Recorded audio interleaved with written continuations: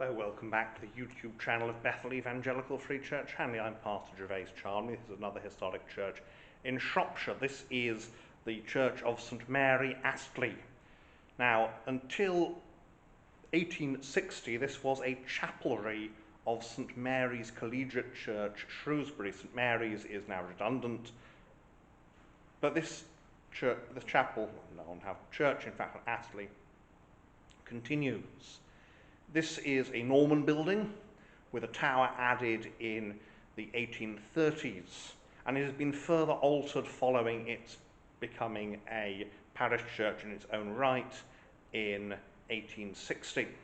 But it's a great example of a little Norman chapel, and there used to be loads and loads of these places, whether they were chapels or parish churches, loads and loads of buildings just like this all over England. Most of them have been replaced, they've been rebuilt, they've been extended, but this one, apart from the tower, is really very much as it would have been originally, certainly in terms of the shape and the size. So we'll look around again and see the features of this gloriously simple structure. So here we are, as usual, we start at the west end looking east.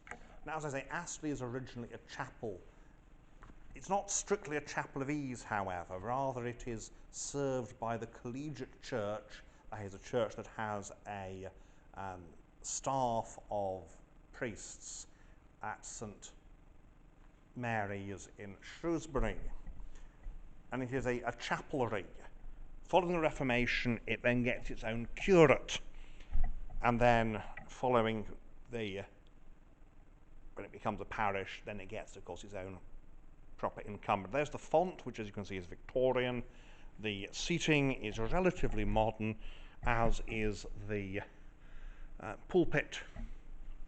Now, of course, there's always the desire to beautify these buildings, and so in the 1930s you get this restoration when, among other things, the rood screen is installed with the rood above, and that's very much the sort of thing that would have been in the Middle Ages. Whether in this church or not is another matter. We have here St Peter and St John, and then here we have St George and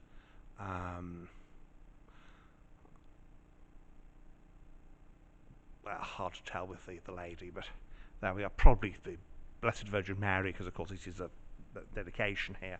We have here faith and hope. You can tell again with the attributes. And here also 1930 is reredos and altar, and then you've got this little altar in front. Nice east window here with a bit of glass, and memorial here to Anne, wife of John Bishton Minor, Esquire of Astley House, and she died in 1838, aged, I think it says 34. And then John Bishton Manor died in 1858, aged 55. Yes, so she's 34, he's 55 when he dies. Quite nice choir stalls, and we look west here through the screen, and you can see that window up there because, of course, originally that was an external window, but in the 1830s you then get this tower added, 1837. So that's the inside of this gloriously simple little Norman chapel. And so here we are outside at St Mary's, and you can see here this lovely Norman doorway and these little windows. This is, say, a Norman chapel. So we'll look around the outside again, point out the salient features of this beautiful little country church. And so here we are, you can see here's the 1837 tower attached to the Norman church. You can see that great big buttress there. The south side, you've got these great grooves in the stonework. That's made by sharpening arrowheads, because of course archery was very, very important practice. It's one of those sports that in the Middle Ages is really encouraged, because of course archery is a sport that's about well, actually developing your martial prowess so you can duff over the French, and it normally was the French. Although, of course, Shrewsbury, you do have the great Battle of Shrewsbury, not very far from here, in the reign of Henry IV, and Henry V, as Prince of Wales, fought there and was injured. So, what a beautiful little chapel it is, isn't it? And it's a survivor of really the Anglo-Saxon tradition of the Minster Church that then has its outlying churches that it supplies. Because it's a chapel, it's a simple building, doesn't have a chancel, just makes it an easier thing to build, of course, if all you've got to do is 4 walls and a roof rather than have a separate structure. The vestry, of course, has been added in the 19th century. It wouldn't originally have had a vestry at all.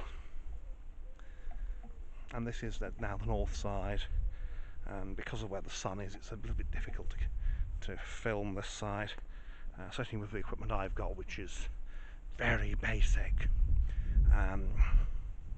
Nice big buttress there, and the buttresses do something. They help to hold the building up. There's a nice bit of, looks like it's been refaced here with Astley, because here is your Norman. Yes, here's your Norman stonework with much. I mean, it's not rubbishy stonework, but it's not quite as fine as that Ashley. Got these nice gates here that lead out onto the lane, and then we find ourselves at the door, and the door wherein we went. And then above the window, there's just the one bell. Not uncommon with places like this to have just the one bell. And there we are, back to the Norman doorway. And here's what I mean about these. Obviously the ground surface has risen because there's some burials here. Here's what I mean about this, where arrows would have been sharpened, even on the door frame, although not on the actual carving much. So that is the chapel of, well, not the church of St Mary, Astley. So there we have it, St Mary's, Astley. What a gorgeous little building. It's just outside Shrewsbury, very readily found. It's just off the A53, and well worth a visit. Just a beautiful, evocative little chapel, Norman chapel, now a little parish church. So thank you for watching, and may God bless you and keep you until next time.